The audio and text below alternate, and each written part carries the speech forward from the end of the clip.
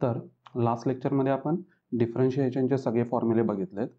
तर या व्हिडिओमध्ये आपण वेक्टर पार्ट फर्स्टचा जो टॉपिक आहे त्याचे सगळे फॉर्म्युले आपण आज डिस्कस करतोय. तर तुम्हाला ही वेक्टरची जी कन्सेप्ट आहे ती बऱ्यापैकी फिजिक्समध्ये झाली असेल किंवा 9-10 स्टँडर्डला कुठे ना कुठे झाली असेल.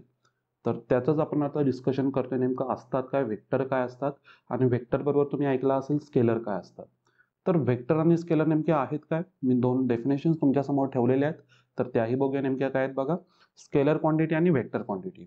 आधी समजून घ्या की स्केलर कोण आहे आणि वेक्टर कोण आहे, मगच आपण वेक्टरला पूर्णपणे समजू शकतो. तर स्केलर क्वांटिटी माहिती आहे, स्केलर म्हणतो आपण त्याला, कॉन्स्टंट म्हणतो. तर स्केलर म्हणजे काय असते, a quantity which has only magnitude, ज्याला फक्त काय मॅग्निट्यूड आहे किंवा तुम्ही काय म्हणू शकता वेट आहे, फक्त त्याचं काय लेंथ आहे, या टाईपचे आहेत ना. ज्याला डायरेक्शन नसते, कुठलीही डायरेक्शन नसते, जस्ट मी डिस्टन्स मोजतोय, त्याला काय डायरेक्शन नाही, कुठूनही मोजा. तर या टाईपचे टेम्परेचर आहे, टेम्परेचर कसं काय आहे, त्याला काय कुणीकडनं मोजायचं हे काही नाही आहे त्याला.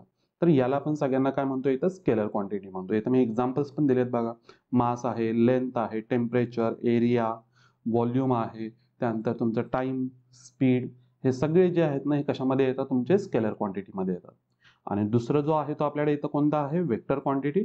वेक्टर क्वांटिटीमध्ये काय असतं, a quantity which has both magnitude as well as direction, म्हणजे दोन्ही पाहिजे. मॅग्निट्यूड तर पाहिजे, म्हणजे स्केलरमध्ये काय होतं, मॅग्निट्यूड ओनली होतं. मात्र इथं वेक्टरमध्ये काय येतं, तुमचं मॅग्निट्यूड सुद्धा येणार आहे आणि काय येणार आहे, इथं डायरेक्शन सुद्धा पाहिजे. डिस्प्लेसमेंट, पहिलं डिस्प्लेसमेंट म्हणजे कुठून कुठेपर्यंत गेलेलं, कुठल्या डायरेक्शनमध्ये गेले, त्याला आपण म्हणतो डिस्प्लेसमेंट. वेलॉसिटी आहे, ॲक्सेलरेशन आहे, फोर्स आहे, फोर्स आपण कुठे नेमका लावतोय, कुठल्या डायरेक्शनमध्ये लावतोय तो पण आहे, किंवा तुम्ही अजून इलेक्ट्रिक फील्ड सुद्धा आहे, ग्रॅव्हिटेशनल फोर्स सुद्धा आहे. हे सगळे जे आहेत ना हे कशामध्ये येतात, तुमचे वेक्टर क्वांटिटीमध्ये येतात. म्हणजे ज्याला काय आहे, मॅग्निट्यूड आहे आणि डायरेक्शन सुद्धा आहे, त्याला आपण काय म्हणतो, इथं वेक्टर क्वांटिटी म्हणतो. चला याच्या पुढे जाऊ. आता वेक्टर जो आपण टोटली टॉपिक जो शिकणार आहे तो आपण 3D मध्ये शिकतोय. तर 3D ची बेसिक आयडिया तुम्हाला नेमकी आली पाहिजे की नेमकं आहे काय, इथे पॉईंट नेमका कुठे असतो, तर ती तुम्हाला सगळी बेसिक एक आयडिया आली पाहिजे. तर मी इथं तुमच्या समोर बघा एक 3D डायग्राम ठेवले, ज्याच्यामध्ये 3D म्हणजे 3 डायमेन्शनल आहेत आपल्याकडे. इथे कोण कोण आहे, इथे माझ्याकडे एक्स ॲक्सिस आहे, वाय ॲक्सिस आहे, झेड ॲक्सिस आहे, आता इथे ओरिजिन आहे, आणि एक मी पॉईंट घेतलाय पी. याच्यामधले हे जे पीचा हे सरळ कोण दिलेले आहेत, कोऑर्डिनेट दिलाय. हा जो एक्स असणार आहे तो तुमचा एक्स ॲक्सिस वरचा आहे, वाय जो आहे तुमचा वाय ॲक्सिस वरचा आहे, झेड जो आहे तो तुमचा झेड ॲक्सिस वरचा आहे. म्हणजे कोणताही जर मला पॉईंट जर डिनोट करायचा असेल तर तो कुठला असणार आहे, फर्स्ट आपला x coordinate, second Y coordinate, आणि थर्ड आहे तो आपला झेड कोऑर्डिनेट असणार. जसं आपण 2D विचारात घेतो तसंच आपण आता 3D मध्ये फक्त एक ॲक्सिस तुमचा जो आहे झेड ॲक्सिस तो फक्त त्याच्यामध्ये एक्स्ट्रा वाढतो. एक्स ॲक्सिस फक्त लक्षात ठेवा, नेहमी मी इथं काय करणार, लेफ्ट साईडला म्हणजे खालच्या साईडला इकडे, तर आपण म्हणजे फ्रंट साईडला तुम्ही म्हणू शकता, इथं मी कोणता घेणार, नेहमी एक्स ॲक्सिस, राईट साईडला वाय ॲक्सिस, आणि वरती कोणता घेतो मी, नेहमी झेड ॲक्सिस घेणार आहे 3D मध्ये. तर ही एक बेसिक त्याच्यामधली एक 3D ची एक डेफिनेशन होती. चला 3D मधला एक डायग्राम तुम्ही म्हणू शकता एखादा पॉईंटसाठी. आता या पॉईंटवरती तुम्ही कोणकोणत्या इथं कन्सेप्ट स्वतः म्हणजे सुरुवातीला आणू शकताय, तर त्याही बघूया नेमक्या काय काय आहेत. तर चला मी इथं तुमच्या समोर ठेवलेले आहेत, डिस्टन्स ऑफ हे पॉईंट वगैरे हे दिलेले आहेत. हे सगळंच्या सगळं त्याच्यावरूनच तयार होतं. आता हे सगळे एवढे फॉर्म्युले आहेत, हे तुम्ही म्हणणार सर त्याच्यावरून कसे तयार होत आहेत, तर बघूया.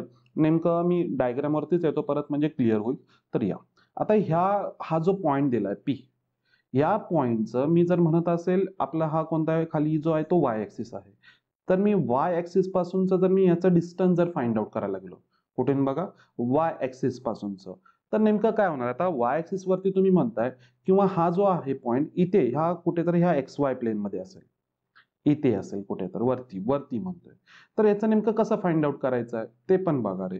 आता ही जर हाईट फाइंड आउट करायची असेल कुठल्या वाय ॲक्सिस पासून, तर नेमकं इथं मला फाइंड आउट काय केलं पाहिजे, तर त्यासाठी आहे आपल्याकडे इथे कोण आहे, ट्रायंगल तुम्ही इथे कन्सिडर करू शकता. तर ट्रायंगल कन्सिडर करा, आणि मग इथे तुम्ही सगळं जर आपला पायथागोरस थेरम जर यूज केला तर कसं लक्षात ठेवायचं, मी आता कसं लक्षात ठेवते बघा. फ्रॉम जर तुम्हाला काय म्हणत असतील इथे, आपला आता खाली वाय ॲक्सिसच आहे तर त्याच्यासाठी सांगतो. म्हणजे पॉईंट जो दिलाय पी आहे, x comma y comma Z, याचं डिस्टन्स फ्रॉम वाय ॲक्सिस काय असतं, नेहमी अंडर रूट काय असणार, वाय ॲक्सिस म्हटलं ना एक्स आणि झेडचा फक्त काय करायचं इथं रूटमध्ये टाकायच्या व्हॅल्यू, त्याचा स्क्वेअर करा, एक्सचा पण स्क्वेअर करा, झेडचा पण स्क्वेअर करा आणि दोघांची ऍडिशन करा. म्हणजे इथं कसं लिहायचं x square plus z square असणार आहे, असं लक्षात ठेवा. म्हणजे बघा या पॉईंटचं वाय ऍक्सिस पासूनचं मी हे डिस्टन्स लिहिलेलं आहे आणि सेम आता जर याच पॉईंटचं एक्स ऍक्सिस पासूनचं जर डिस्टन्स विचारलं तर कसं लक्षात ठेवायचं, इथं एक्स काढून टाका म्हणजे राहिले कोण वाय आणि झेड राहिले. तर त्यावेळी काय अंडर रूट कोण येणार एक्स ऍक्सिस पासून, तर कोण येणार इथे Y square plus z square येईल, असं लक्षात ठेवा. आणि थर्ड जो येतो तुमचा कुठला इथं झेड ऍक्सिस आहे, तिथलं जर डिस्टन्स बघितलं ह्या दोघांमधलं झेड ऍक्सिस आणि पॉईंट मधलं, तर इथे काय असणार आहे अंडर रूट कोण असणार आहे इथं आपल्याकडे इथे झेड ऍक्सिस म्हटलंय तर कोण येणार इथं x square plus y square असणार आहे. इझिली तयार होत आहेत. जर एक्स म्हटलं तर वाय आणि झेड मध्ये लिहायचं, वाय म्हटलं तर एक्स आणि झेड मध्ये लिहा, झेड म्हटलं तर एक्स आणि वाय मध्ये लिहा, अंडर रूट मध्ये दोघांचे स्क्वेअर करून ऍडिशन इझिली होऊन जाईल. नेक्स्ट आता जर प्लेन पासून म्हटलं, आता प्लेन पासून बघूया नेमके कसे होतील तेही बघूया. हे झाले आता आपले ऍक्सिस पासून झाले, आता आपण प्लेन. आता इथं प्लेन जर बघायला गेले तर किती टाईपचे प्लेन आहेत, तर इथं 3 टाईपचे तर मला इथं प्लेन सरळ दिसत आहेत. पहिला आहे एक्स वाय प्लेन, दुसरा आहे वाय झेड प्लेन आणि तिसरा इथे एक्स झेड प्लेन. तर मी ह्या तिघांपासूनचा डिस्टन्स आता चेक करणार आहे.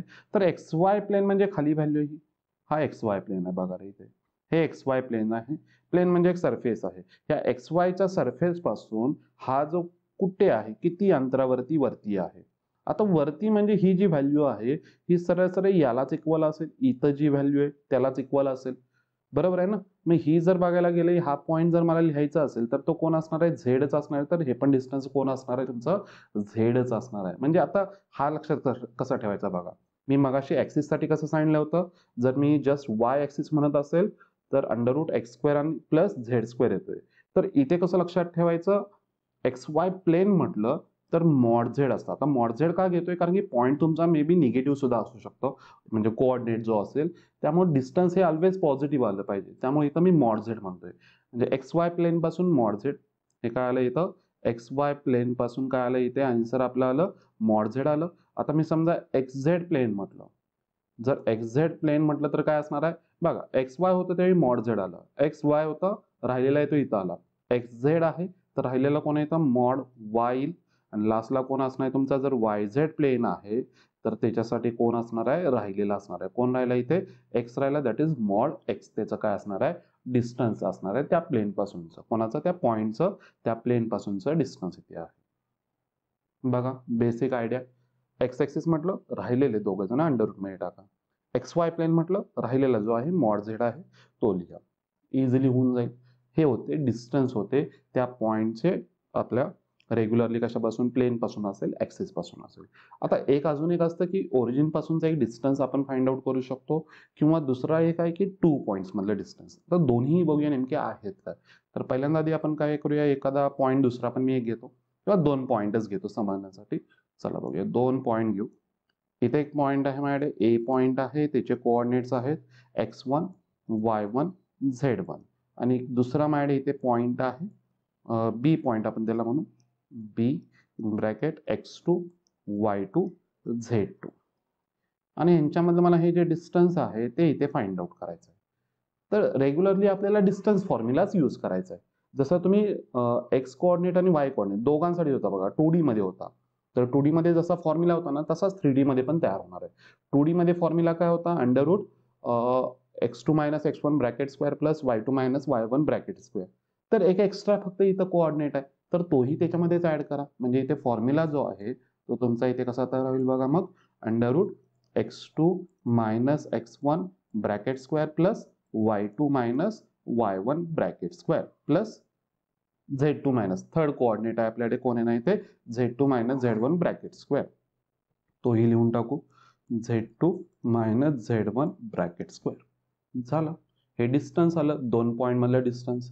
आणि आता याच्या जागी जर तुमचा ओरिजिन आला, म्हणजे आता बघा इथेच मी घेतो या डायग्राम मध्ये बघा, या डायग्राम मध्ये आहे हे जे डिस्टन्स आहे हे कोण आहे पॉइंट आणि हा ओरिजिन. ओरिजिन म्हणजे कोण 0,0,0 असणार आहे. तर यांच्यामधले जर मी डिस्टन्स जर फाइंड आउट करायला गेलो, पॉइंट आहे माझ्याकडे एक्स वाय झेडचा आहे, तर काय असणार आहे एक्स मायनस अंडर रूट मध्येच x minus 0 bracket square plus y minus 0 bracket square plus z minus 0 bracket square. पाहिजे असेल तर लिहितो बघा. हे जे डिस्टन्स असेल तो काय नाही ते under root x minus 0 bracket square plus y minus 0 bracket square plus z minus 0 bracket square. आणि मायनस 0 काय करतं, x square plus y square plus z square ही रूटमध्ये व्हॅल्यू येणार आहे. म्हणजे हे जे डिस्टन्स असेल ते अंडर रूट काय असणार आहे इथे, x square plus y square plus z square असणार आहे.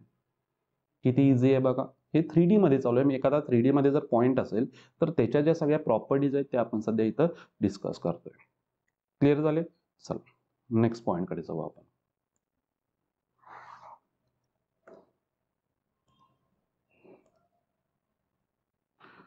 हेच मी तुम्हाला आता इथं टोटली डिस्कस केलं होतं आपण. चला पुढे जाऊ आपण. इथं आहे ऑक्टन. आता ऑक्टन नेमके आहेत काय, बेसिक गोष्टी कशा तयार होत आहेत.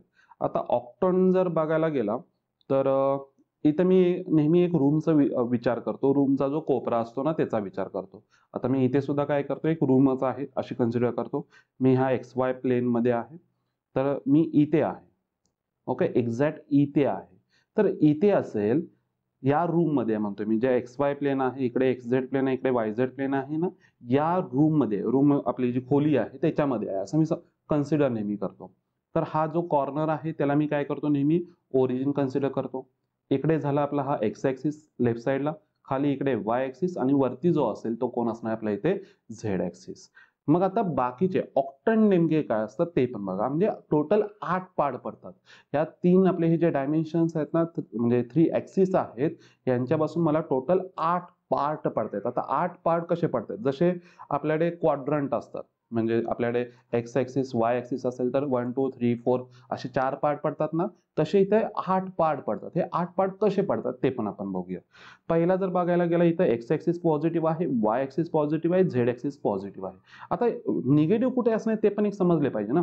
जर इथे तुमचा एक्स ऍक्सिस हा जर पॉझिटिव्ह असेल तर या ओरिजिनच्या दुसऱ्या साईडला म्हणजे त्या साईडला पलीकडे पलीकडे कोण असणार आहे तुमचा इथे निगेटिव्ह एक्स ऍक्सिस असणार. जसं इथे पॉझिटिव्ह वाय ऍक्सिस आहे तसंच त्याच्या पलीकडे या साईडला कोण असणार आहे इथे निगेटिव्ह वाय ऍक्सिस असणार आहे. जसा इथे वरती झेड ऍक्सिस आहे तसाच इथे खाली कोण असणार आहे आपल्याकडे इथे झेड ऍक्सिस असणार आहे. क्लिअर झालं. चला आता पुढे जाऊ आपण. पुढे जाताना माझ्याकडे आता कन्सेप्ट कुठल्या यूज करायच्या त्याही बघा. मला पाहिजे बघा इथे मी हा एक्स ऍक्सिस पॉझिटिव्ह आहे, वाय ऍक्सिस पॉझिटिव्ह आहे, झेड ऍक्सिस पॉझिटिव्ह आहे.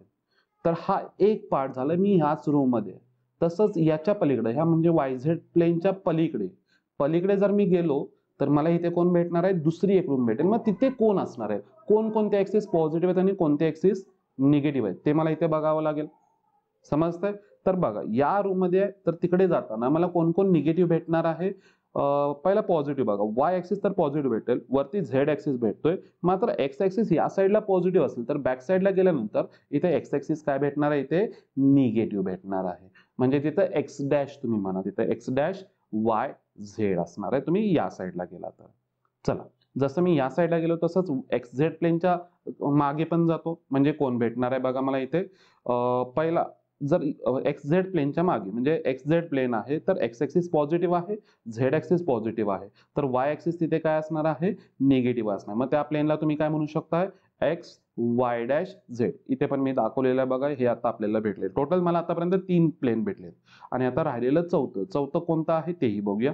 आता मला काय पाहिजे आहे, इकडचा हा जो कोपरा आहे ना इकडचा, मी जर या प्लेन मध्ये आहे तर त्याच्या बरोबर क्रॉस मध्ये असणार आहे त्या साईडचा. मग क्रॉस मध्ये तिकडे जर बघायला गेला तर कोणती व्हॅल्यू येईल, एक्स ऍक्सिस पण मला निगेटिव्ह भेटेल, वाय ऍक्सिस सुद्धा मला निगेटिव्ह भेटेल, परंतु झेड ऍक्सिस त्यावेळी मला पॉझिटिव्ह भेटतो. कारण की हा वरती आहे बघा, हा कोपरा जो आहे तो मला त्या खोलीमध्ये पण भेटणार आहे. म्हणजे एक्स ऍक्सिस माझा काय भेटला इथं निगेटिव्ह, वाय ऍक्सिस निगेटिव्ह भेटला, मात्र झेड ऍक्सिस मला इथे पॉझिटिव्ह भेटला. तर इथे भेटलेलं आहे बघा निगेटिव्ह निगेटिव्ह पॉझिटिव्ह. त्या जर तुम्ही ऑक्टंड मध्ये जर गेला तर तिथे काय असणार आहे, एक्स ऍक्सिस तुमचा निगेटिव्ह असणार आहे, वाय ऍक्सिस निगेटिव्ह असणार आहे, झेड ऍक्सिस तुमचा तिथे पॉझिटिव्ह असणार आहे. म्हणजे तिथं त्या ऑक्टंड मध्ये जर गेला तर तिथला जो पॉइंट असेल त्याचं जे नेचर आहे किंवा त्याचे जे साइन असणार ते मायनस मायनस प्लस असणार आहेत. म्हणजे एक्स ऍक्सिस तुमचा निगेटिव्ह असेल, Y axis negative, Y coordinate negative आणि झेड जो कोऑर्डिनेट असणार तुमचा तिथे पॉझिटिव्ह असणार आहे. चला आता जशी मला वरती भेटलेत ना रे, तसे मला खाली पण भेटेल ना, म्हणजे एक्स वाय प्लेन मी इथं म्हणतोय ना, ह्याच्या खालच्या साईडला खाली पण मला इथं काय भेटणार आहे, तिथे अजून तशाच जशा वरती 4 रूम आहेत ना, त्याच खाली 4 रूम भेटणार आहेत. म्हणजे ज्यावेळी तुमचा झेड ऍक्सिस वरती आहे तर पॉझिटिव्ह आहे, याच्यात जर मी ज्यावेळी खाली जातोय त्यावेळी झेड डॅश भेटेल इकडे खाली, खाली जो आहे. मग झेड डॅश बरोबर सगळे तुमचे इथं आता काय तयार होणार आहेत, बाकीच्या व्हॅल्यू तयार होत आहेत. तर बघा आता नेमक्या कुठल्या कुठल्या येणार. इकडे बघूया आता, या एक्स वाय प्लेनच्याच खाली म्हणतोय, तर एक्स वाय तर तुमचा तिथे पॉझिटिव्ह आहे, त्याच्यामध्ये काही प्रॉब्लेम नाही आहे. तिथे काय असणार बघा, x axis positive, Y axis positive आणि झेड ऍक्सिस निगेटिव्ह, तर एक्स वाय झेड डॅश तयार झाला. चला नेक्स्ट बघूया. नेक्स्ट आता माझ्याकडे कोणता येतं, एक्स मला येतं आता समजा कुठला आहे, आता जशी ही रूम बघितली ना, तशी मी त्या साईडची खालची रूम बघतोय. ह्या वाय झेड प्लेनच्या एक साईडला एक रूम आहे, त्याच्या खालची रूम बघतोय. आता खाली बघा, मला आता बघा एक्स ऍक्सिस तिकडे जाताना निगेटिव्ह एक्स ऍक्सिस झाला, वाय ऍक्सिस तर माझ्याकडे इथे पॉझिटिव्ह आहे आणि खाली जातोय तर मला तिथे कोण असणार आहे, झेड ऍक्सिस निगेटिव्ह असणार. म्हणजे एक्स ऍक्सिस निगेटिव्ह झाला, झेड ऍक्सिस निगेटिव्ह झाला, वाय ऍक्सिस पॉझिटिव्ह आहे, तर एक्स डॅश वाय आणि कोण असणार आहे तिथं, झेड डॅश असणार आहे. तर तोही तुम्ही विचार करू शकताय. चला थर्ड बघूया आता नेमका कोणता आहे आपल्याकडे इथे, कुठली आता रूम घेत आहे मग एक्स झेड प्लेनच्या या साईडला, मग आता त्याच्याच खाली एक्स झेड प्लेनच्या बॅक साईडची रूम, त्याच्या मात्र मला खाली पाहिजे. म्हणजे मला आता कोण कोण भेटणार आहे तिथे, एक्स ऍक्सिस तर मला तिथे पॉझिटिव्ह भेटेल, त्यानंतर खाली आता मी जातोय झेड ऍक्सिस निगेटिव्ह भेटला आणि त्या साईडला जाय तर वाय ऍक्सिस पण निगेटिव्ह असणार आहे. म्हणजे एक्स मला पॉझिटिव्ह भेटला, वाय निगेटिव्ह भेटला आणि कोण भेटला मला तिथं, झेड सुद्धा काय भेटला, निगेटिव्ह. खाली सगळे आता रूम आहे तर झेड साईड निगेटिव्हच आहे. आणि लास्ट हा जो कोपऱ्यामध्ये रूम होती ना, त्याच्या बरोबर खाली, आता जर बरोबर मी खाली जातोय, एक्स ऍक्सिस पण मला निगेटिव्ह भेटणार आहे, वाय ऍक्सिस सुद्धा निगेटिव्ह भेटतो आणि झेड ऍक्सिस सुद्धा मला तिथे काय भेटतो, तो निगेटिव्ह भेटतो. असे टोटल मला किती पार्ट पडतात इथे, 8 पार्ट पडतायत. मग असं तुम्हाला कधीही म्हणणार नाहीत किंवा असं तुम्हाला कधीही नावं दिले जात नाहीत 1 2 3 4 5 वगैरे, असं काही विचारणार नाहीत. म्हणजे जसं आपण क्वाड्रंट मध्ये म्हणतो ना 1 2 3 4, तसं इथे असं काही नाही की म्हणजे ऑक्टंट फर्स्ट सेकंड थर्ड वगैरे असं काही विचारात घेऊ नका.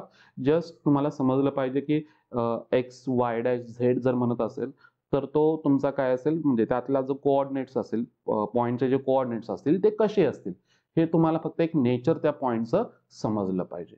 हे ऑक्टन वरून फक्त काय होतं, त्या पॉईंटचं एक आपल्याला नेचर समजून येतं, तो नेमका एक्झॅक्ट कुठे असेल. तर या जे आपले 3 ऍक्सिस आहेत त्यांच्यामुळे आपल्याला टोटल किती पार्ट भेटतात इथे, 8 पार्ट भेटतात. ओके, तर हेच होतं टोटली ऑक्टन होतं. याच्यावरती सम सहसा कधी विचारलं जात नाहीये, एक बेसिक तुम्हाला आयडिया आली पाहिजे की कुठे आहे तो. नेक्स्ट ऍक्सिस पण याच्यावरून समजतात की नेमके कसे कसे ऍक्सिस वगैरे तयार झालेले आहेत.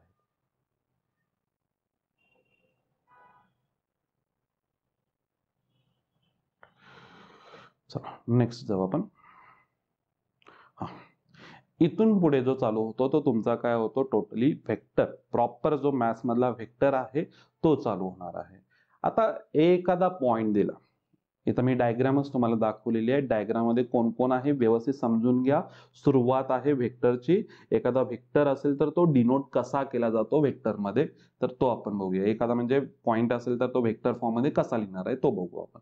तर इथे एक मी पॉइंट घेतोय ए, ह्या ए चा मला पोझिशन वेक्टर, आता पोझिशन वेक्टर नेमका म्हणजे काय असतो, तो त्या प्लेन मध्ये आहे कुठे हे वेक्टरच्या फॉर्म मध्ये लिहिलं जातं, त्यालाच आपण काय म्हणतो, तो पोझिशन वेक्टर म्हणतो.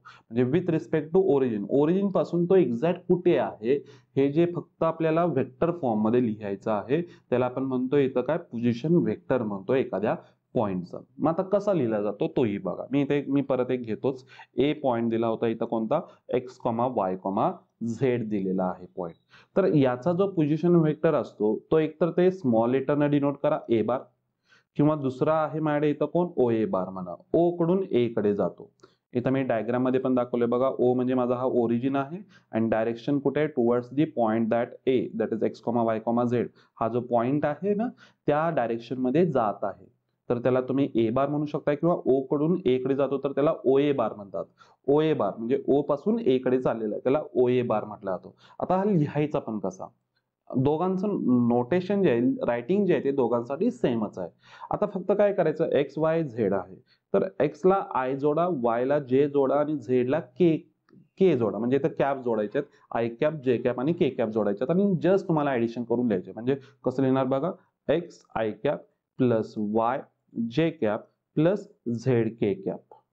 हा त्याचा काय असणार आहे, त्याचा पोझिशन वेक्टर असणार आहे. हे आय कॅप, जे कॅप आणि के कॅप हे कोण आहेत, तर आय कॅप म्हणजे अलॉंग तुमचा एक्स ऍक्सिस एक युनिट वेक्टर असतो. युनिट वेक्टर काय असतो आपण पुढे बघतोय, जस्ट वेट. त्यानंतर जे कॅप एक आहे तुमचा अलॉंग वाय ऍक्सिस असतो आणि के कॅप जो असतो तो तुमचा अलॉंग झेड ऍक्सिस असतो. एवढंच एक लक्षात ठेवा. मग तुम्ही एक्स ऍक्सिसला इथं व्हॅल्यू एक्स आहे, वाय ऍक्सिसला जशी वाय आहे, झेड ऍक्सिसला जशी झेड आहे, तशीच एक्स ऍक्सिस म्हणजेच कोण, आय कॅपला इथं एक्स आहे, जे कॅपला इथं वाय आहे आणि के कॅपला कोण आहे इथं झेड आहे. मग इथे फक्त जस्ट तुम्ही त्यांनी मल्टिप्लाय करून जस्ट इथं तुम्हाला काय लिहिलेलं आहे आपण, X i cap x into i cap plus y into जे कॅप प्लस झेड इंटू के कॅप. हा त्याचा काय होतो, पोझिशन वेक्टर. हे एक रायटिंग आहे वेक्टरमध्ये. कोणताही एखादा पॉईंटचा जर पोझिशन वेक्टर लिहायचा असेल तर हाच आपल्याकडे इथे एक ऑप्शन आहे. त्यानंतर नेक्स्ट जो आहे तो पण एक आपण बघूया. आता याच्यामध्ये तुम्हाला इथं मी अजून एक म्हटलं, x y z are called as components. आपण जसं जर मी असं लिहित असेल 3x plus 2y plus 7 is equal to 0 equation लिहिलं, तर मी इथं एक्सचा कोएफिशियंट म्हणतो ना, एक्सचा कोएफिशियंट इथं 3 आहे, वायचा कोएफिशियंट इथं 2 आहे. तर इथं एक्स वाय झेड हे आहेत ना, हे यांना काय म्हटलं आता, कॉम्पोनंट. हा एक्स जो आहे तो आय कॅपचा कोण आहे इथे कॉम्पोनंट आहे, वाय जो आहे जे कॅपचा कॉम्पोनंट आहे, झेड जो आहे के कॅपचा कॉम्पोनंट आहे. किंवा अजून एक इथं वर्ड तुम्ही एक्स्ट्रा ऍड करू शकताय, डीआरएस. ओके, डीआरएस म्हणून तुम्ही इथं ऍड करू शकता. हे जे एक्स वाय झेड असतात तर त्यांना तुम्ही डीआरएस सुद्धा म्हणू शकता. डीआरएसचं लॉंग फॉर्म जर बघायला गेला तर डायरेक्शन रेशोज म्हणून असतो. आपल्याला हा प्रॉपर एक पार्ट बघायचा आहे 3D मधला, डायरेक्शन रेशोज आहे. तर तो पण मी तिथं गेल्यानंतर एकदा व्यवस्थित सांगणार आहे. एक डीआरएस असतात आणि दुसरे असतात डीसीएस. तुम्ही या कॉम्पोनंट्सला काय म्हणू शकताय, डीआरएस. कोणत्याही वेक्टरचे जे कोएफिशियंट्स तुम्ही म्हणताय रेग्युलर तुमच्या भाषेमध्ये, तर कोएफिशियंट्सला तुम्ही काय म्हणू शकता इथं, डीआरएस कॉम्पोनंट्स तुम्ही इथे म्हणू शकता. आय कॅप, जे कॅप आणि के कॅपचे जे कोएफिशियंट्स किंवा कॉम्पोनंट्स किंवा डीआरएस असं जरी म्हटलं तरी चालतं. तर हा एक पहिला पार्ट होता. तर चला याच्या पुढे आपण जाऊया. जर 2 पॉइंट्स जर दिले, मग त्यांच्यामधला जो पोझिशन वेक्टर असतो तो कसा लिहायचा आहे तोही आपल्याला बघायचा आहे. तर चला बघूया. ओके, तर 2 पॉइंट्स दिलेत. आता 2 पॉइंट्स मगाशी जर बघायला गेला तर मी ए बार लिहिला होता आणि अजून एक लिहिला होता. कोण, ए बार जसा लिहिला होता तसा मी इथं ओ ए बार पण लिहिला होता. तर ओ ए बार म्हणजे कुठून चाललो होता रे, ओ पासून सुरुवात झाला होता आणि तो चालला होता ए कडे चालला होता. तर इथे पण बघा, इथे एक पॉइंट आहे, ए पॉइंट आहे आणि तो चाललाय कुणीकडे, बी कडे चाललाय. तर ए पासून डायरेक्शन बघा, डायरेक्शन मी इथं एरोने दाखवलेलं आहे, ए बी. तर हा ए बी बार आहे. तर ए बी बारचा जो फॉर्म्युला असतो तो नेहमी काय असतो इथं, b bar minus a bar, दुसराचा पोझिशन वेक्टर मायनस पहिल्याचा पोझिशन वेक्टर, असंच लक्षात ठेवायचं. ए बी बारचा formula B bar minus a बार, हा माइंड मध्येच बसला पाहिजे. ए बी बार, मात्र ए बी बार ज्यावेळी मी म्हणतो सुरुवात ही ए कडून होते आणि एंड कुठे होतो, इथे बी ला होतो, असं लक्षात ठेवायचं आहे. मग आता इथं जर 2 पॉइंट्स असतील, ए जो पॉइंट आहे त्याचे मी कोऑर्डिनेट्स घेतो इथं. चला, x1 y1 आणि z1 आणि बी जो आहे त्याचे कोऑर्डिनेट्स घेतोय मी इथं x2 y2 z2. आणि जर असं असेल तर मला इथं काय लिहायचं, a B bar is equal to, मी आताच formula B bar minus a बार. आता मगाशी आपण बघितलं की पोझिशन वेक्टर, प्रत्येक पॉइंटचे पोझिशन वेक्टर कसे लिहायचे. आता ए जर आहे तर मी याचा पोझिशन वेक्टर ए बार लिहिणार आहे आणि प्रत्येकाला बघा x1 y1 z1 आहे तर आय कॅप द्या, जे कॅप द्या आणि के कॅप द्या आणि जस्ट ऍडिशन करून टाका. म्हणजे काय तयार होईल इथं, x1 i cap plus y1 जे कॅप प्लस z1 के कॅप. आणि तसाच बी बारचा पण तयार होणार आहे. म्हणजे बी बार काय तयार होईल इथं आपल्याकडे, x2 i cap plus y2 j cap plus z2 k cap. हा कोण तयार झाला इथं, बी चा पोझिशन वेक्टर कोणा भेटला मला इथे, बी बार भेटला. तर आता इथं ए बार आहे, बी बार आहे आणि इथं मला फॉर्म्युला कसा तयार झाला बघा, A B bar is equal to b bar minus a bar. तर जस्ट आता इथं व्हॅल्यू पुट करा. बी बार आहे कोण आहे मॅडम इथे, x2 i cap plus y2 j cap plus z2 k cap minus a bar आहे त्याची व्हॅल्यू पुट करा इथे, x1 i cap plus y1 जे कॅप, इथे ब्रॅकेट टाकायचं, मायनस आहे बाहेर आणि काय ना z1 के कॅप आलेला आहे. जस्ट मायनस आहे तर सगळ्यांचे साईन इथं चेंज होणार आहे. म्हणजे x2 i cap minus x1 i cap होणार आहे, बरं आहे ना, x2 i cap minus x1 i cap. तर दोघांच्यातून तुम्ही आय कॅप इथे बाहेर घ्या, तर दोघांची इथे सबट्रॅक्शन होईल. कोणाची, x2 मायनस x1 होईल, x2 minus x1 i cap plus काय ना इथे y2 मायनस y1 जे कॅप आणि लास्ट काय ना इथं आपल्याकडे z2 मायनस z1 के कॅप. किती इझी. आता हे एवढं सगळं लिहिण्यापेक्षा ना आपण शॉर्ट बट स्वीट करू. आपण काय करायचं बघा, x2 minus x1 A B bar आहे ना, तर डायरेक्ट इथंच तयार करा. x2 minus x1, y2 minus y1, z2 minus z1 आणि प्रत्येकाला आय कॅप, जे कॅप आणि के कॅप देऊन टाका. x2 minus x1 plus y2 minus, म्हणजे त्याला आय कॅप जोडायचंच आहे, x2 minus x1 i cap. बघा x2 minus x1 B bar minus a बार, डायरेक्टच करा. x2 minus x1 i cap plus y2 minus y1 जे cap आणि last कोण असणार आहे z2 मायनस z1 के कॅप. झालं इझिली. इथं तुम्हाला काय भेटला, इथं पोझिशन वेक्टर भेटला कोणाचा, ज्यावेळी ए बी बार मधला पोझिशन वेक्टर बिटवीन 2 पॉइंट्स. आणि इथे बघा ए बी बार म्हणतोय आणि दुसरा एक असतो आपल्याकडे याचा, जर मी आता बी ए बार म्हटलं तर मग कसं होईल रे. इथं ए बी बार आणि बी ए बार दोन्ही डिफरंट आहेत, हेही लक्षात ठेवा. ए बी बार म्हणतोय आणि इथं मी दुसरा काय म्हणतोय बी ए बार. ज्यावेळी बी ए बार म्हणणार आहे त्यावेळी मग कसं होईल रे, बी ए बारचा फॉर्म्युला कसा तयार येणार आहे. जर ए बी बारचा formula B bar minus a बार येतो, तर बी ए बारचा फॉर्म्युला काय ना इथे ए बार मायनस बी बार येणार आहे. म्हणजे याचा उलट होईल ना रे, ए मायनस बी होणार. म्हणजे x1 minus x2 i cap plus y2 minus y1 जे cap plus z2 minus z1 के कॅप. z2 मायनस z1 नाही काय, z1 मायनस z2 होईल ना, ए बार मायनस बी बार ना, म्हणजे x1 minus x2 i cap plus y1 minus y2 j cap plus z1 minus z2 k cap असा तयार होईल. Clear झालं सर्वांना. हा झाला तुमचा कोण ए बी बार आणि तसाच कोण तयार झाला इथे बी ए बार. मग यांच्यामधलं रिलेशन पण आपल्याला बघावं लागेल, ए बी बार आणि बी ए बार कोण आहे. तर चला बघूया तेही नेमके काय काय आहेत. ओके, इथंच मी तुम्हाला टोटली सांगितलेलं आहे बघा, ए बी बार कसे आहेत आणि बी ए बार कसे आहेत. ए बी बारची डायरेक्शन बघा, मगाशी पण बघितले ए पासून बी कडे चाललाय, तर त्याला मी इथं काय म्हणतोय ए बी बार म्हणतोय. आणि दुसरा बी ए बार, बी ए बारची डायरेक्शन बघा काय आहे, ते बी पासून ए कडे येतोय. तर यांचं नेमकं काय, हे अपोजिट वेक्टर्स आहेत, एकमेकाला अपोजिट वेक्टर्स आहेत. आणि यांची जर लेंथ बघायला गेला, ए पासून बी पर्यंत तिची लेंथ मोजा और बी पासून ए पर्यंत लेंथ मोजा, दोघांची लेंथ तर सेम असेल. फक्त इथं एकच प्रॉब्लेम झालाय, तो डायरेक्शन या दोघांची काय झाली इथं अपोजिट झालेली आहे. तर ह्यांना अपोजिट वेक्टर सुद्धा म्हणतात. आपण वेक्टरचे काही टाइप सुद्धा बघणार आहे, तिथे मी टोटली तुम्हाला यांचं डिस्क्रिप्शन देणार आहे, पूर्णपणे आपण डिस्कशन करू त्याच्याबद्दल. तर मी इथं नोट पण म्हटलेलं आहे बघा, A B bar and b a bar are not same, they are opposite in direction. That is a b बारचं इथे अजून एक तयार करू शकताय की ए बी बार जो आहे, तर मी तो कसा लिहू शकतो, जर मी इथं बी ए बार म्हणतोय तर ते चुकीचं आहे. तर बी ए बारला काय करायचं, इथे मायनस फक्त द्या. जर मायनस बी ए बार असेल तर मी त्याच्याऐवजी काय लिहू शकतो, इथं ए बी बार सुद्धा इथे लिहू शकतो. तर मी इथे अजून एक म्हटलेलं आहे, a B bar and b a bar have same magnitude but opposite in direction. ऑब्वियसच आहे, मॅग्निट्यूड सेम आहे. मॅग्निट्यूड म्हणजे त्यांची लेंथ जी आहे ती सेम आहे, मात्र डायरेक्शन जी असणार ती दोघांची काय असणार, तर एकमेकाला अपोजिट असणार, त्या अपोजिट वेक्टर्स सुद्धा असणार आहेत. तर तेही बघू आपण त्याच्याबद्दल. तर चला, हे बेसिक त्याच्यामधलं होतं ए बी बार आणि बी ए बार मधलं. ओके, मॅग्निट्यूड आपल्याला हे आता इथून हळूहळू सुरुवात झाली पाहिजे. तर मॅग्निट्यूड नेमकं असतं काय, तर एखादा पॉइंट दिला, ए पॉइंट आहे, तर मला माहिती आहे की त्या पोझिशन वेक्टर कोण येतो रे, ए बार येतो. आणि ए बार म्हणजे काय येतो आपल्याकडे इथं X i cap plus y जे कॅप प्लस झेड के कॅप, हा तयार होतो इथे. हा तर सर्वांनाच माहिती आहे इथे, बरोबर आहे ना.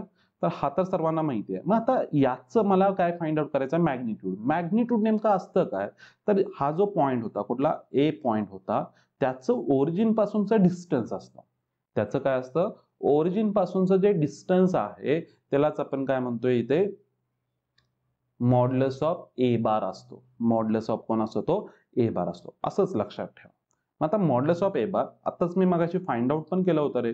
हा पॉइंट होता आणि माझ्याकडे हा कोण होता, ओरिजिन. ओरिजिन आणि पॉइंट मधले डिस्टन्स मी आताच फाइंड आउट केलं होतं, ज्यावेळी मी एक्स वाय झेड ऍक्सिस सांगितले त्यावेळी तो तयार काय झाला होता, under root x square plus y square plus z square. मग हाच असणार आहे आपला फॉर्म्युला असणार आहे कोणाचा, मॅग्निट्यूडचा. आणि तो कसा लिहिला जातो बघा, मॉड ए.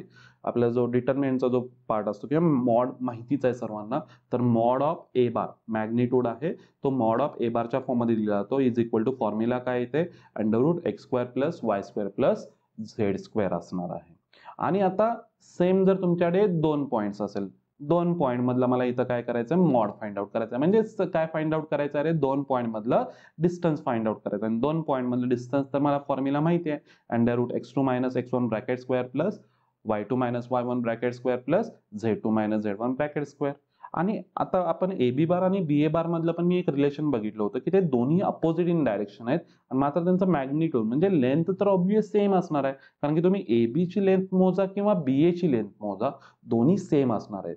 AB बार म्हणतोय आणि BA बार म्हणतोय, तर हे अपोजिट इन डायरेक्शन आहेत, मात्र त्यांची जी लेंथ असेल, तुम्ही A पासून B पर्यंत मोजा किंवा B पासून A पर्यंत मोजा, लेंथ तर ऑब्विसली काय असणार इथे सेमच असणार. मग AB बार असेल तर तो डिस्टन्सच आहे, किंवा तुम्ही जस्ट ए बार म्हणताय तर ते पण काय असणार आहे आपल्याकडे इथे अंडर रूट कोण येणार आहे इथे x square plus y square plus z square होणार आहे.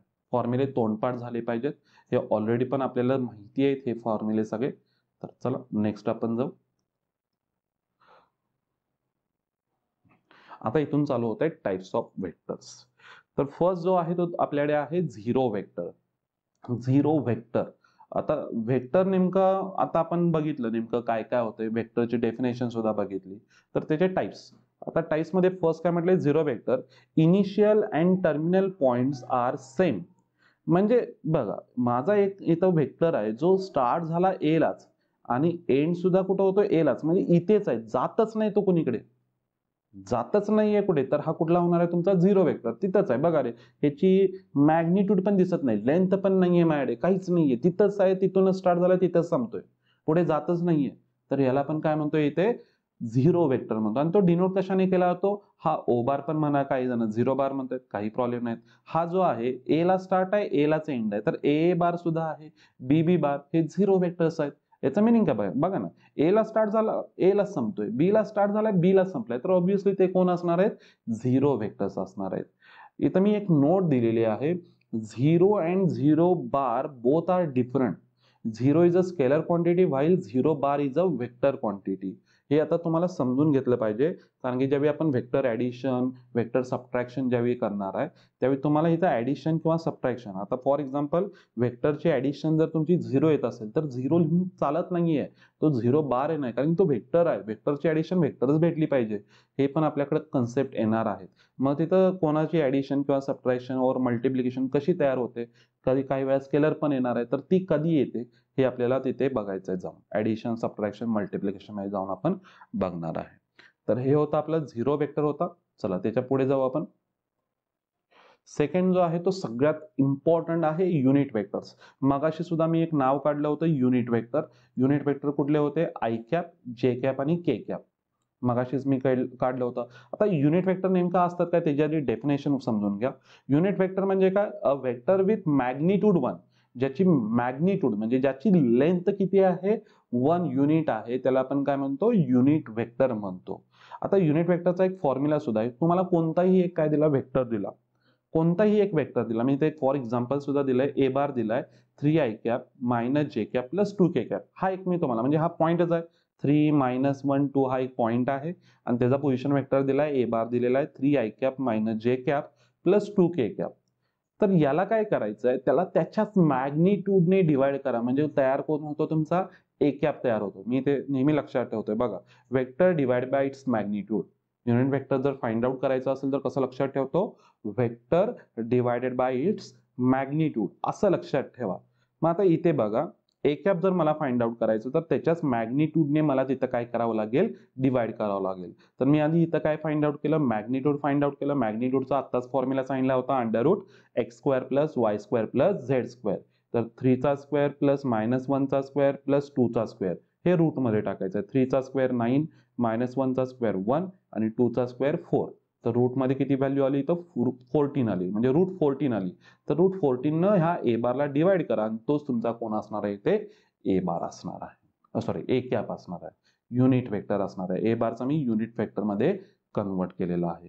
मग आता इथं I cap j cap K cap कोण आहेत, मी पण सांगितलं आता की आय कॅप कोण आहे, तुमचा युनिट वेक्टरचा आहे, तो अलॉंग एक्स ऍक्सिस आहे, आणि त्याचं ओरिजिन पासून इथपर्यंतचा डिस्टन्स हा जो पॉइंटच असतो, हा जो पॉइंट आहे 1 0 0 आहे ना, तोच आय कॅप आहे. पाहिजे असेल तर ह्या 1 0 0 ला तुम्ही काय जोडून बघा रे, आय कॅप जे कॅप आणि के कॅप जोडून बघा, तो आय कॅपच तयार होणार आहे, कारण की जे कॅपला 0 येईल आणि के कॅपला तुमचा 0 येणार आहे, तर आय कॅपच तयार झाला.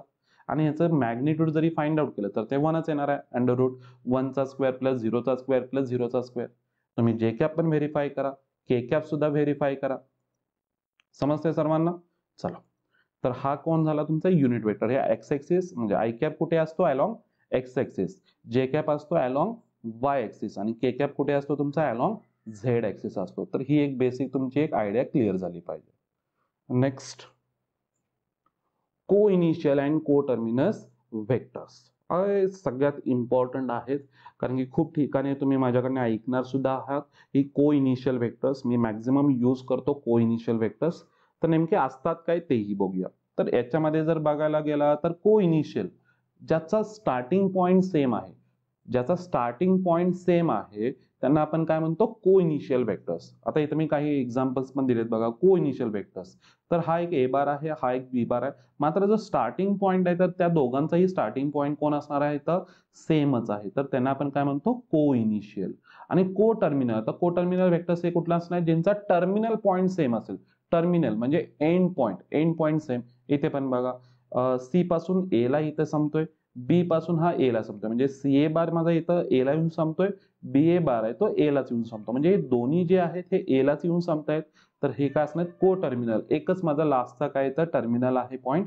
तर ह्यामुळे काय असणार हे जे दोन्ही व्हेक्टर्स आहेत हे कोण असणार माझे इथे को टर्मिनल व्हेक्टर्स असणार आहेत. इथं पण मी काही एक्झाम्पल्स दिलेत. को इनिशियल स्टार्टिंग पॉइंट सगळ्यांचा सेम आहे बघा, A B bar, A C bar, A D bar, A E bar, starting point माझा सेम पाहिजे. आणि को टर्मिनल साठी एंडिंग पॉइंट सेम पाहिजे, AP bar, BP bar, CP bar, DP bar, कुठलाही शेवटी मला पी आला पाहिजे. असं जे आहे त्यांना आपण काय म्हणतो इथं को terminal vectors. Ending point same येतात तर को टर्मिनल, स्टार्टिंग पॉइंट सेम येतात तर को इनिशियल व्हेक्टर्स. नेक्स्ट आहे इक्वल व्हेक्टर. आता इक्वल व्हेक्टर मॅग्निट्यूड पण सेम पाहिजे. इक्वल म्हणतोय रे, दोन्ही व्हेक्टर्स इक्वल आहेत तर त्यांना काय म्हणतात कसे असणार ते ज्यांची मॅग्निट्यूड पण सेम आहे आणि डायरेक्शन पण सेम आहे. सगळ्यात एक चांगलं एक एक्झाम्पल सांगतो मी तुम्हाला. मी इथे एक ड्रॉ करतो. कोण आहे रे आपल्या पॅरलोग्राम. पॅरलोग्राम सर्वांना माहिती आहे. पॅरलोग्राम मध्ये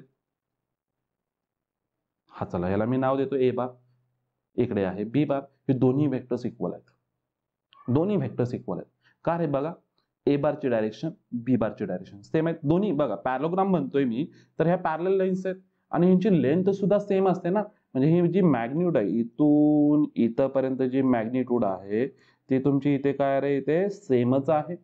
मॅग्निट्यूड दोघांची जी लेंथ आहे ती सेमच आहे आणि डायरेक्शन सुद्धा सेम आहे. तर हे दोन्ही जे ए बार आहे वरती बी बार आहे हे दोन्ही जे व्हेक्टर्स असतील ते काय असणार आपले इथे इक्वल व्हेक्टर्स असणार आहेत. इथं मी डायग्राम पण एक दाखवले, ए बार आहे बी बार आहे, त्या दोघांची काय इथं दिलेली असणार आहे मॅग्निट्यूड सुद्धा काय असणार इथे इक्वल असणार आहेत. डायरेक्शन तर इथं सेमच दिसते आणि मॅग्निट्यूड पण जर सेम आहे तर त्यांना मी इथं काय म्हणतोय इक्वल व्हेक्टर्स म्हणतोय.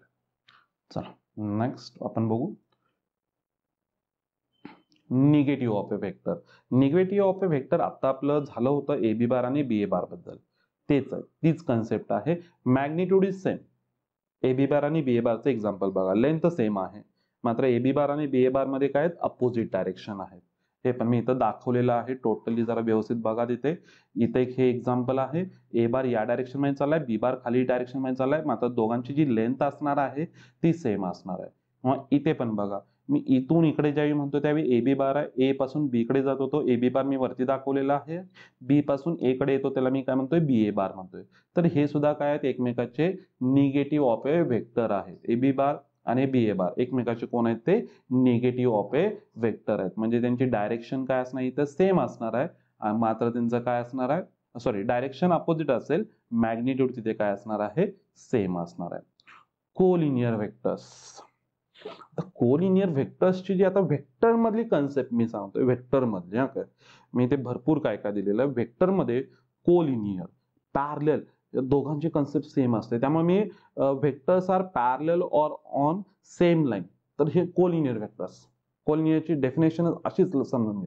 कोलिनियर म्हणजे आपण कोलिनियर लाईन्स एकाच मधून जाणाऱ्या लाईन्स म्हणत होतो. एकच म्हणजे त्या दोन्ही लाईन्स मध्ये आता इथे एपी आणि समजा ए बी लाईन म्हणत असेल तर त्या कोलिनियर्स लाईन्स म्हणत होतो. मात्र इथं व्हेक्टर्स मध्ये मी काय करतोय कोलिनियर व्हेक्टर्स ज्यावेळी म्हणतो ना, पॅरलल जरी व्हेक्टर असेल किंवा एकाच व्हेक्टर मध्ये किंवा एकाच लाईन वरती भरपूर व्हेक्टर्स आहेत ना, त्या सगळ्यांना मी इथं काय म्हणतोय कोलिनियर व्हेक्टर्स आहेत. बघा एपी बार इथेच आहे, पी बी बार एकाच लाईन वरती आहे, ए बी बार त्याच्यावरतीच आहे, बी ए बार आहे, बी पी बार आहे, आर बार आहे किंवा minus R bar. Minus R bar म्हणजे त्याची डायरेक्शन कुठल्या साईडला होईल या साईडला होईल. मायनस आर बारची. तर हे सगळेच्या सगळे हे इथं पॅरल जरी असेल, आर बार हा एपी बारला तुमचा पॅरल आहे, मायनस आर बार सुद्धा इथं एपी बारला तुमच्याकडे इथं काय आहे, पॅरलच आहे. तर पॅरल असू देत किंवा ऑन अ सेम लाईन असू देत, त्यांना मी सरळ सरळ काय म्हणतोय इथे, कोलिनियर व्हेक्टर्स म्हणतोय. ही पण एक कन्सेप्ट तुम्ही माइंडमध्ये ठेवू शकताय. चला नेक्स्ट बघू आपण फ्री व्हेक्टर्स आणि लोकलाइज व्हेक्टर. आपण टोटल जो आता मॅथ्स मधला जो व्हेक्टर जो सगळा शिकणार आहे तो आपण फ्री व्हेक्टर वरती शिकतोय पूर्णपणे. बघा फ्री व्हेक्टर म्हणजे काय म्हटलेलं आहे, it can be shifted in a space without changing magnitude and direction. मी इथे एक्झाम्पल्स दिलेत बघा रे, व्यवस्थित बघा, डेफिनेशन व्यवस्थित बघा. It can shifted in a space without changing magnitude and direction. म्हणजे मी ह्याला उचलून, हा समजा हा बी बार आहे, तर त्याला उचलून मी काय केला, इथे शिफ्ट केला. इथे डायग्राम मध्ये पण बघा रे, त्याला शिफ्ट करू शकतो, कुठेतरी मी उचलून त्याला निहून ठेवू शकतो. तर असे जे व्हेक्टर्स आहेत ना, त्यांना मी काय म्हणतो इथं, फ्री व्हेक्टर्स. फ्री व्हेक्टर्स आहेत ते मात्र त्यांची डायरेक्शन चेंज करत नाहीत, मॅग्निट्यूड चेंज करत नाहीत. आहे तसा त्याला उचलायचा, त्याला पुढे नेऊन ठेवायचा. ना मी त्याची डायरेक्शन चेंज करतोय, ना मी त्याची लेंथ चेंज करतोय. बघा बी बारला मी इथून उचलला, इथे आणून ठेवला, तर ही डायग्राम भेटली. तर ही पण डायग्राम सेम आहे, ही पण डायग्राम सेम आहे. कधी जर ए बार आणि बी बार कोण असतील तुमच्याकडे इथे, फ्री व्हेक्टर्स असतील. किंवा मी ह्या बी बारला मी अजून एक केलं, इकडे पण शिफ्ट केलं. ही तिसरी डायग्राम बघा. बघा मी डायरेक्शन नाही चेंज करत, याला उचलून फक्त मी इथं ठेवलेलं आहे. डायरेक्शन ऍज इट इज आहे, मॅग्निट्यूड दॅट इज लेंथ सुद्धा काय तिथे ऍज इट इज आहे, तिथे काही नाही बदल झालेला. मग इथं मी शिफ्ट करू शकतो. तर अशा ज्या व्हेक्टर्स आहेत ना, त्यांना आपण म्हणतो फ्री व्हेक्टर्स म्हणतो. कोणत्या व्हेक्टर्स म्हणायचे असतात त्यांना, फ्री व्हेक्टर्स म्हणायचे आहेत. आणि फ्री व्हेक्टर्स वरतीच टोटली आपला जो आहे चॅप्टर तो चालणार आहे. आणि दुसरा असतो लोकलाइज व्हेक्टर, जे तुम्ही फिजिक्स मध्ये वगैरे कन्सेप्ट यूज करताय, तर त्या असतात लोकलाइज व्हेक्टर्स असतात, जे फिक्स व्हेक्टर्स असतात. म्हणजे फ्री व्हेक्टरच्या अपोजिट. फ्री व्हेक्टर्स हे काय होते, कुठे पण शिफ्ट करत होतो. मात्र हे जे आहेत कोणते, लोकलाइज व्हेक्टर्स जे आहेत, हे आपण कुठेही शिफ्ट नाही करू शकत. स्टँडर्ड एक्झाम्पल जर बघायला गेला तर आपल्याकडे इथे एक समजा एक गाडी आहे. ओके, तुम्ही व्यवस्थित एक ड्रॉ करा, मला तर कधी जमत नाही इथे डायरेक्ट. समजा इथे एक गाडी आहे. ओके, चला मला आता हे गाडीचं तर काही चित्र पण येत नाही, चला तुम्हाला येत असेल तर काढा व्यवस्थित. समजा इथे एक गाडी आहे आपली, ठीक आहे. तर या गाडीला मी इथून फोर्स लावतोय, इथून फोर्स लावतोय, म्हणजे माझा व्हेक्टर जो आहे तो या डायरेक्शन मध्ये. मी इथून फोर्स लावू शकतो का, म्हणजे मी इथून व्हेक्टर देऊ शकतो का त्याला, त्या गाडीसाठी? नाही. तो काय असला पाहिजे, इथंच जायला पाहिजे. म्हणजे मला जर गाडीला जर फोर्स द्यायचा किंवा गाडीला मला पुढे ढकलायचं आहे, तर तो हाच मला काय पाहिजे इथे, व्हेक्टर्स म्हणजे याच फोर्स मध्ये मला इथं चाललं पाहिजे, किंवा याच डायरेक्शन मध्ये चाललं पाहिजे, त्याच लेंथनं चाललं पाहिजे. मी याला उचलून इकडे शिफ्ट करू शकतो का?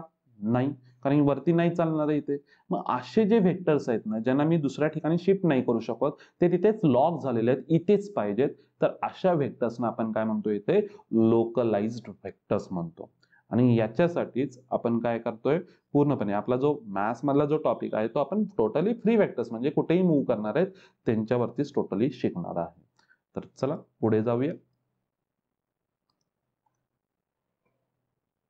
Algebra of vectors. ऍडिशन असेल, सबट्रॅक्शन असेल, मल्टिप्लिकेशन असतं. मल्टिप्लिकेशन मध्ये काही टाइप्स पण नाही, डिव्हिजन याच्यामध्ये नसतं. तर बघूया नेमके आहेत काय काय. आणि स्केलर मल्टिप्लिकेशन एक कॉन्स्टंटने आपण काय करणार आहे, व्हेक्टरला मल्टिप्लाय करणार आहे, तेही बघूया. तर फर्स्टच मी घेतला इथं स्केलर मल्टिप्लिकेशन. काय आहे बघा, एक व्हेक्टर आहे, याला मी म्हणतो ए बार आहे. त्याला मी स्केलर म्हणजे म्हणतो आपण, मी कॉन्स्टंट म्हणतो, कोणत्या तरी नंबरने मल्टिप्लाय केलं. आता याची लेंथ मला माहिती आहे किती, समजा याची लेंथ आहे माझ्याकडे किती, लेंथ म्हणतोय तर मी मॉड देतो, पाहिजे असेल तर समजून घ्या. इथे मॉड माझ्याकडे, मॉड म्हणजे कोण असते, आपली लेंथ असते. त्याची एक लेंथ आहे 10 आहे. मी याच वेक्टरला काय केलं, 2 ने मल्टिप्लाय केलं. म्हणजे मी इथं ड्रॉ कोण करणार आहे, 2a बार ड्रॉ करणार आहे. तर त्याची लेंथ आहे ती त्याच्यात डबल झाली पाहिजे. जो आपला व्हेक्टर होता त्याच्यापेक्षा काय असणार आहे, डबल होणार आहे. म्हणजे याची जी असेल मॉड ऑफ 2a बार जी असणार ती किती असणार आहे, इथं 20 ऑब्वियस असणार आहे. आणि त्याची डायरेक्शन चेंज होणार आहे का रे, डायरेक्शन मध्ये काय फरक पडणार आहे का, काहीच नाही. त्याची डायरेक्शन जी आहे ती तीच राहणार आहे. मात्र मॅग्निट्यूड तुमचं काय झालं इथे, चेंज झालेला आहे. सेम डायरेक्शन बघा, सेम डायरेक्शन ॲज तुमचा कोण असणार इथं, ए बार असणार आहे. मात्र ती काय असणार आहे, तुमची 2 ने मल्टिप्लाय करताय तर 2 टाइम्स असणार आहे, 3 ने मल्टिप्लाय करताय तर 3 टाइम्स तयार होईल. त्याची लेंथ जी आहे ती तयार होणार आहे. ओके, तर इथं के ने जर मल्टिप्लाय करत असेल तर के टाइम्स असणार. तुम्ही निगेटिव्हने मल्टिप्लाय केला तर निगेटिव्हच्या पण फॉर्म मध्ये तिथे तयार होणार आहे. निगेटिव्ह जर आलं तर काय होणार आहे? आता इथे समजा मी हीच बघा, आता हीच डायग्राम कशी असेल, जर मला इथे -2a बार जर करायचे असेल तर काय होईल रे? आता ए बारला निगेटिव्ह साईन आलं तर काय होईल रे? ज्यावेळी निगेटिव्ह साईन येतं, आपण मगाशी बघितलं की AB bar is equal to -BA bar, हे सुद्धा बघत होतो. तर मायनस आलं तर त्याची डायरेक्शनच चेंज झाली. डायरेक्शन चेंज झाली म्हणजे इथं काय असणार, निगेटिव्हने जर मल्टिप्लाय करताय तर डायरेक्शन चेंज होणार. आणि लेंथ केवढी पाहिजे? त्याच्या डबल पाहिजे. म्हणजे ही याची लेंथ आणि याची लेंथ सेम आली पाहिजे. मात्र हे दोघे जण अपोजिट इन डायरेक्शन आहेत. बघा ना, 2a बार -2a बार, दोघांची मॅग्निट्यूड सेम असेल मात्र अपोजिट इन डायरेक्शन असणार आहे. असं पण तुम्ही लक्षात ठेवू शकताय. आणि इथे एक मी नोट दिली जी इम्पॉर्टंट आहे, तुम्हाला सीईटीला वगैरे इम्पॉर्टंट पडेल. किंवा एकच सम आहे तुमच्या फर्स्ट एक्सरसाइज मधलं, a vector in the direction of A bar having magnitude may be 7 और 9चं काहीतरी सम आहे, ते तुम्हाला इथे फाइंड आउट करायचं होतं. तर ते कसं लक्षात ठेवू शकताय? तर एक वेक्टर दिलेला आहे इथे, या वेक्टर याची समजा मॅग्निट्यूड किती आलेली आहे? 3 आहे. ए बार आहे, त्याची मॅग्निट्यूड आहे समजा किती आहे? 3 आहे. तर मला याच्याच डायरेक्शन मध्ये 7 मॅग्निट्यूड असलेले काय फाइंड आउट करायचं आहे?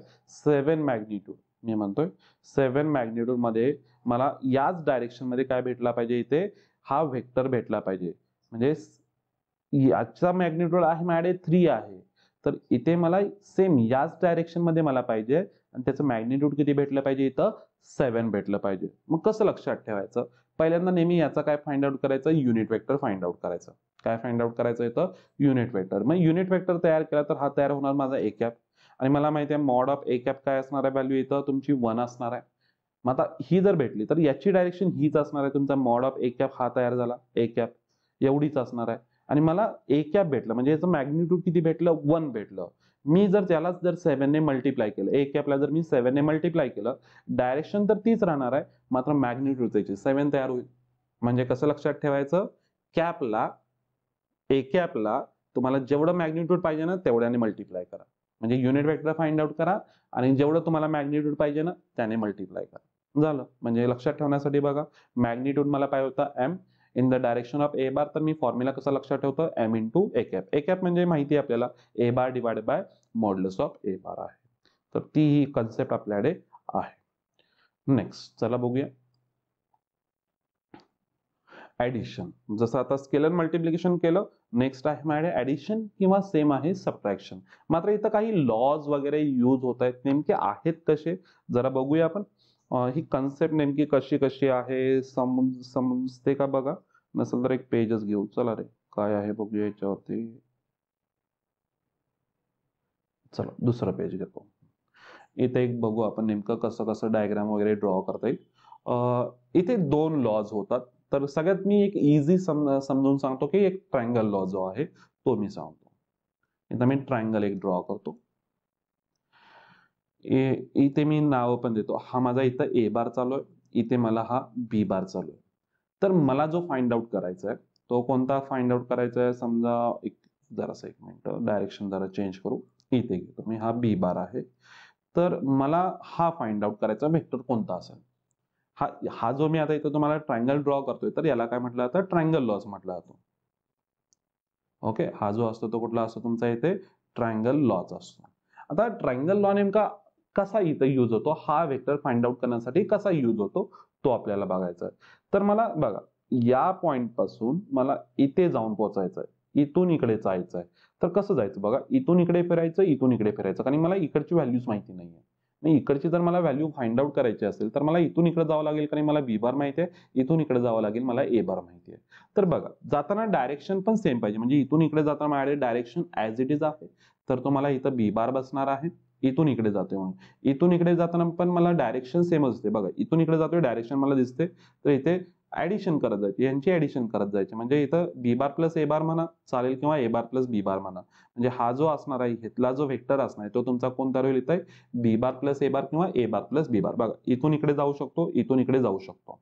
जराशी मी डायग्राम चेंज करतो म्हणजे हे जे मी लिहिलेलं आहे ते कन्सेप्ट समजून येईल. बघा, हीच डायग्राम घेतो ट्रायंगलचीच, जरासं मी फक्त चेंज करतो. इथे माझ्याकडे ए बार आहे, मात्र बी बारची डायरेक्शन मी जराशी चेंज करतो. जर असं जर सम दिला असेल आणि मला हा फाइंड आउट करायचा आहे, इथलाच वेक्टर, हाच वेक्टर मला फाइंड आउट करायचा आहे.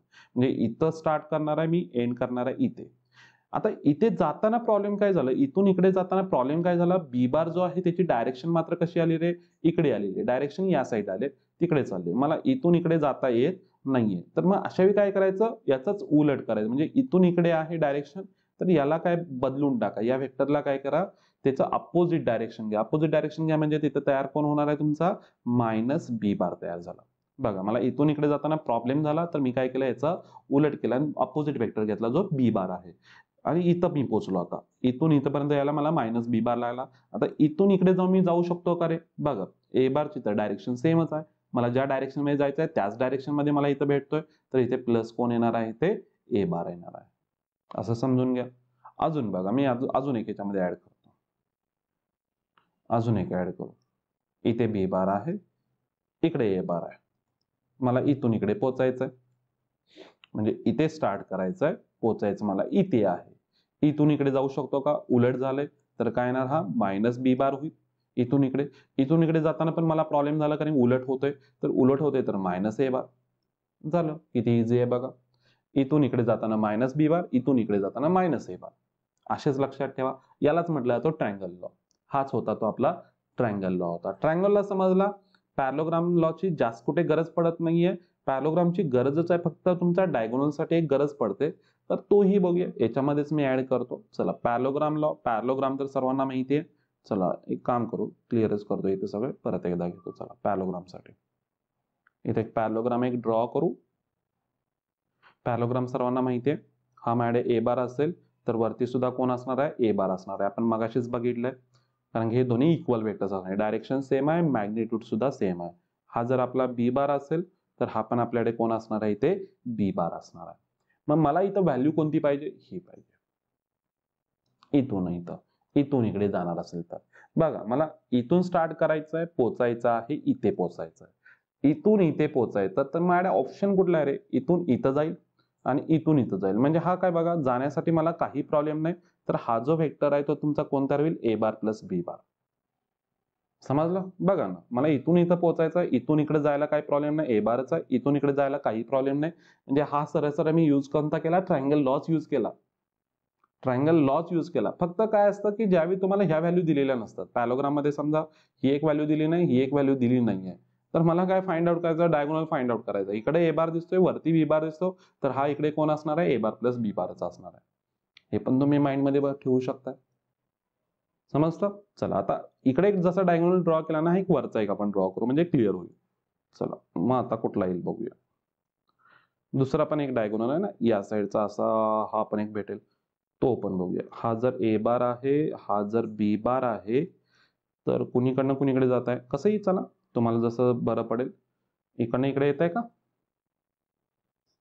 चला हा हा बघूया नेमका काय तयार होईल, कसं फिरतंय. इथून इकडे जायचंय, तर मायनस बी बार. बघा, इथून मला स्टार्ट करावं लागेल, इथून इकडे जायचंय, डायरेक्शन उलटी झाली, तर काय असणार आहे, हा मायनस बी बार तयार झाला. इथे येऊन पोहोचलो. इथून इकडे जायचंय मला, तर ए बार तर आहे माझ्याकडे, इन डायरेक्शनच आहे, तर प्लस ए बार, म्हणजे ए बार मायनस बी बार. डायरेक्शन मात्र बघा, काय डायरेक्शन इकडं मी या साईडने म्हणत नाहीये, म्हणजे कुठली दुसरी पण आपल्याकडे जी आहे ही डायग्राम नाही म्हणत मी, इथून इकडे नाही म्हणत, वरून येतो तो. डायरेक्शन वरती पण डिपेंड आहे की कोण येतोय. जर ह्याच्यामध्ये जर बघायला गेला तर कोण येईल मग, बघा, मला इथून इकडे पोहोचायचं, तर हा मायनस ए बार होईल आणि इथून इकडे प्लस बी बार होईल, म्हणजे हा बी बार मायनस ए बार होईल. त्याचा आन्सर जे आहे, हा जो असेल तो बी बार मायनस ए बार असेल. असं पण तुम्ही लिहू शकताय. डायरेक्शन वरती डिपेंड आहे, असं नाही की तुम्ही ऍरो कुठेही द्या. सम मध्ये जर बघायला गेला, काही जण ऍरो कुठेही देत आहेत. कुठेही देऊ नका, तुम्हाला जसे पाहिजे तसे तुम्ही डायरेक्शन तयार करा. ठीक आहे. तर हा पहिला तो ट्रायंगल लॉ ऑफ ऍडिशन, आणि हा जो होता तो तुमचा पॅरलोग्राम लॉ ऑफ ऍडिशन. हे तुम्हाला लिहावे लागतात, नावं लिहावे लागतात, कोणता लॉ तुम्ही युज करताय. ज्यावेळी थेरम आहेत ना रे, थेरम मध्ये आपण मॅक्झिमम हे आहेत ते युज करणार आहे. ठीक आहे. तर इथे मी अजून एक कन्सेप्ट जी एक जोडली होती, ती कोणती आहे बघा, इथं नोट मध्ये मी दिलेली आहे. Angle bisector vector of A bar and B bar. म्हणजे अँगल बायसेक्टर म्हणजे कोण असणार आहे रे, आता पॅरलोग्राम मध्ये इथे बघा, ही डायग्राम आहे, याच्यामध्ये हे दोन्ही अँगल सेम आहेत, तर हा अँगल बायसेक्टर झाला एसी. बरोबर आहे ना. हा जो एसी बार आहे तो काय असणार आहे तुमचा इथं अँगल बायसेक्टर आहे. तर मी इथं काय घेतलाय सी बारच घेतलाय. तो जो आहे इथे कोण आहे एसी बार आहे तो सी बारच म्हटलेला आहे. आणि एसी बार जो आहे किंवा जो सी बार जो आहे तो कसा तयार होतो आत्ताच आपण बघितलं होतं. या दोघांची काय होती ऍडिशन आणि हा अँगल बायसेक्टरच झाला. मात्र अँगल बायसेक्टर ज्यावेळी म्हणतो त्यावेळी इथं स्टॉप होणार आहे का रे? त्याची डायग्राम काय असणार आहे? हा जर माझ्याकडे इथं ए बार असेल, हा जर इथे बी बार असेल, तर अँगल बायसेक्टर याची लेंथ आपल्याला माहितीच नाही ना एक्झॅक्ट किती आहे, ती कितीही असेल. मला माहिती आहे की हा इथं जर पॅलोग्राम असेल तर इथं ऍडिशन किती येते ह्या दोघांची ए बार प्लस बी बार येते.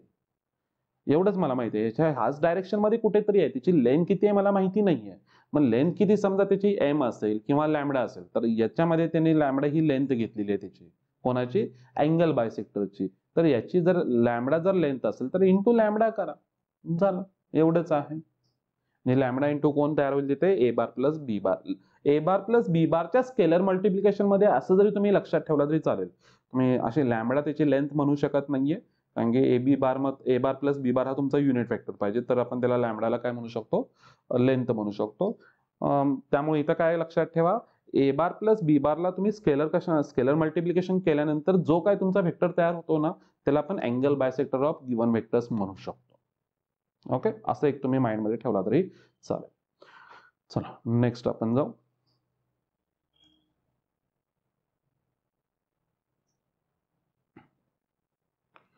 ट्रायंगल इनइक्वालिटी आहे. आता ही ट्रायंगल इनइक्वालिटी नेमकी कशावरती तयार झाली तेही बघा. ऍडिशन ऑफ व्हेक्टर्स आहे आणि तो तुम्ही कशावरती आहे ते आपल्याकडे मॉड वरती पण आहे किंवा तुम्ही आपण म्हणतोय लेंथ पण आपण त्याच्यासाठी आपण कन्सिडर करू शकतो. आता इथेच बघा मी एक फॉर एक्झाम्पल घेतो म्हणजे मी कसं लक्षात ठेवतो तेही बघा. ही जी प्रॉपर्टी आहे ती तर ए बार प्लस बी बार समजा आपल्याकडे काय आहे ए बार जो आहे तो तुमच्याकडे मायनस मध्ये आहे काहीतरी. ओके बी बार जो आहे तो तुमचा प्लस मध्ये आहे. तर ही व्हॅल्यू आहे ती स्मॉल होणार आहे. ही जी व्हॅल्यू आहे ती स्मॉल होणार आहे का? कारण मॉड ए बार म्हणतोय तर ही व्हॅल्यू तुमची काय आली पॉझिटिव्ह. ही पण व्हॅल्यू तुमची पॉझिटिव्ह आणि दोघांची ऍडिशन तुमची मोठी तयार होईल. ही दोघांची ऍडिशन जी आहे ती मोठी तयार होईल आणि इथं ए बार प्लस बी बार असेल आणि जर तुमचा ए बार मायनस आहे बी बार तुमचा प्लस आहे तर दोघांची ऍडिशन ऑब्व्हियसली स्मॉल होणार आहे. याच्या इतकी होणार नाही कारण की इथं दोन्ही पॉझिटिव्ह आहेत. इथे एक पॉझिटिव्ह आहे एक निगेटिव्ह आहे त्यांची ऍडिशन ही काय असणार आहे ऑब्व्हियस पॉझिटिव्ह पेक्षा कमीच येणार आहे. असं जरी तुम्ही लक्षात ठेवला तरी चालेल. हा पण एक ऑप्शन आहे तुमच्याकडे. नेक्स्ट आता इथं तुम्हाला इथं काही डेफिनेशन्स दिलेले आहेत. लिनियरली डिपेंडंट लिनियरली इनडिपेंडंट आहे लिनियर कॉम्बिनेशन आहे. हे जे वर्ड्स आहेत हे तुमचे थेरम्स मध्ये खूप यूज होत आहेत. तर ते पण नेमके काय आहेत चला बघूया. आता याच्यामध्ये फर्स्ट काय म्हटलंय लिनियरली इंडिपेंडंट. आता समजा एक दोन व्हेक्टर्स आहेत जसं मी फॉर एक्झाम्पल म्हणतो आय कॅप आणि जे कॅप आहेत. आय कॅप हा जे कॅपवर डिपेंड आहे का रे? म्हणजे आय कॅप हा जे कॅप पासून कुठे तयार झालाय का?